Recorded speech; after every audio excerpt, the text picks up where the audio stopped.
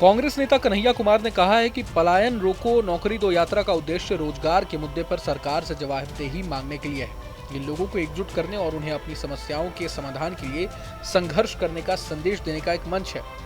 उन्होंने प्रधानमंत्री के चुनावी घोषणा को याद दिलाते हुए कहा कि हर साल 2 करोड़ बेरोजगारों को नौकरी दी जाएगी, लेकिन नौकरी देने की बात कौन कहे। जिनको नौकरी मिल गई थी उन्हें आज तक नियुक्ति पत्र नहीं दिया गया।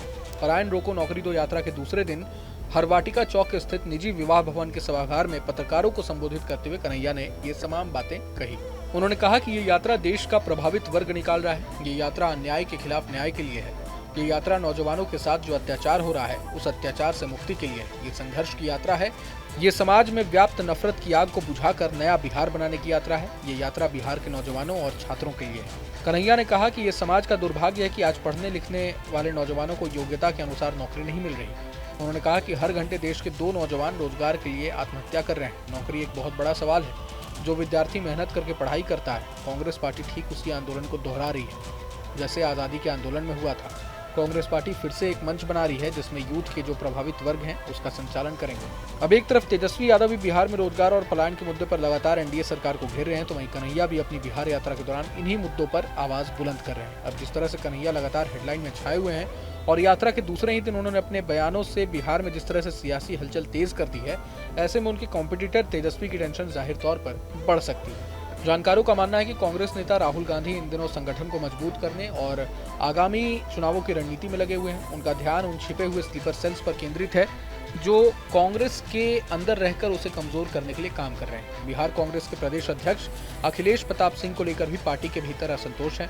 कुछ लोग हैं जो नहीं चाहते हैं कि वो प्रदेश अध्यक्ष पद पर बने रहें। यही वजह है कि राहुल ने अपने खास कृष्णा अल्लावरू को बिहार कांग्रेस का नया प्रभारी बनाया है।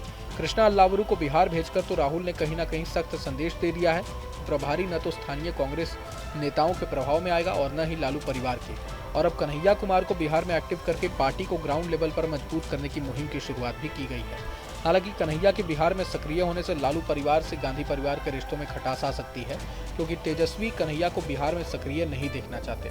यही वजह है कि दोनों युवा नेताओं में 36 के आंकड़े की वजह से कांग्रेस ने अब तक कन्हैया को बिहार से दूर रखा था। अब कन्हैया के सामने ये बहुत बड़ी अग्नि परीक्षा है। उन्होंने अपने राजनीतिक वजूद को बचाने के लिए एक स्पार्क दिखाने की जरूरत है और अपने आप को प्रतिष्ठित करने की जरूरत है। जानकारों का मानना है कि ये यात्रा उनको एक अच्छा मौका दे सकती है। गौरतलब है कि यात्राओं ने हमेशा ही नेताओं के कद को, राजनीतिक कद को ऊंचा किया है। चाहे राहुल गांधी की भारत जोड़ो यात्रा रही हो, चंद्रशेखर की युवा तुर्क यात्रा रही हो या फिर लाल कृष्ण आडवाणी की रथ यात्रा रही हो।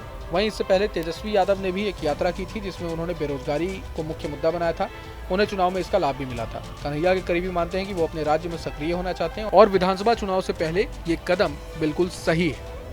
बहरहाल पूरे मसले पर आप क्या कुछ सोचते हैं हमें कमेंट बॉक्स में जरूर बताएं। अगर आपको ये वीडियो पसंद आए तो लाइक करें और चैनल को सब्सक्राइब करें। वहीं तमाम बड़ी खबरों के लिए देखते रहें न्यूज नेशन। न्यूज नेशन अब व्हाट्सएप पर खबरों के ताजा अपडेट के लिए न्यूज नेशन के इस QR कोड को स्कैन करें।